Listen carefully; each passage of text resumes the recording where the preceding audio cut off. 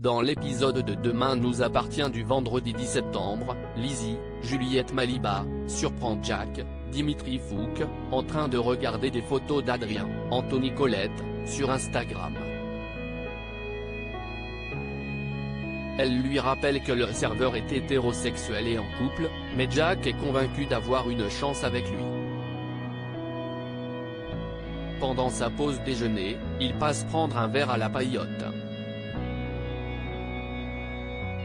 Adrien décide de lui montrer l'une de ses dernières compositions musicales, dans laquelle il chante son amour pour une femme. Jack déchante et laisse Adrien avec Sophia, Emma Smith. Cette dernière comprend que Jack a des sentiments pour Adrien. Elle interroge son petit ami sur son orientation sexuelle, et Adrien répond qu'il n'est fermé à rien. L'oreille tendue, Jack se réjouit. Au commissariat, le commandant Constant, Franck Monsigny, poursuit son enquête sur le meurtre de Clément, Léo Moreau. Il a du mal à croire que Mathilde, Maria Bernal, puisse être impliquée, mais Xavier, Charles Lelore, a des doutes. De son côté, Chloé, Ingrid Chauvin, pense que Nathan, Adrien Gabelet, a menti sur la dispute de Mathilde et Clément. En effet, il est impossible d'entendre ce qui se passe dans les toilettes des filles depuis celles des garçons. Martin et Sarah, Camille Genot, viennent vérifier, et décident de convoquer Nathan pour lui demander des explications. Lors de son interrogatoire, le lycéen avoue qu'il se trouvait dans les toilettes des filles au moment de la dispute de Mathilde et Clément. Il explique que Clément était son dealer, et qu'il se cachait lorsque Mathilde est entrée. Martin et Georges, Maëlle El Ajaoui, tombent des nues. Si Clément vendait de la drogue, il avait peut-être de nombreux ennemis susceptibles de l'avoir tué.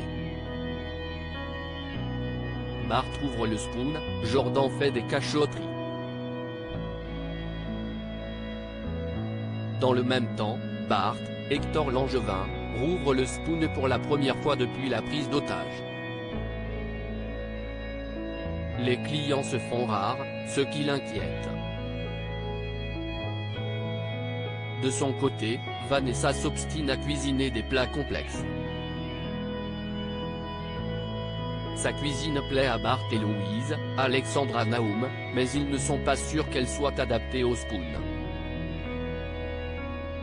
À l'heure du déjeuner, deux jeunes clients s'installent dans la brasserie.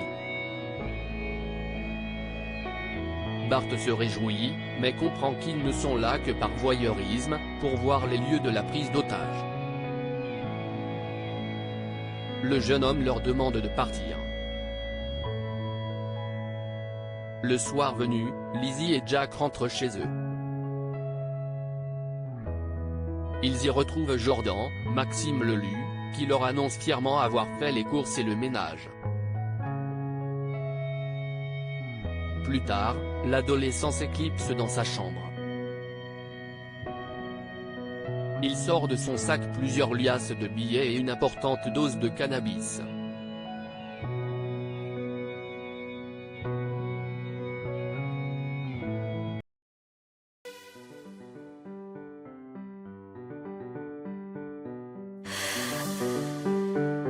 나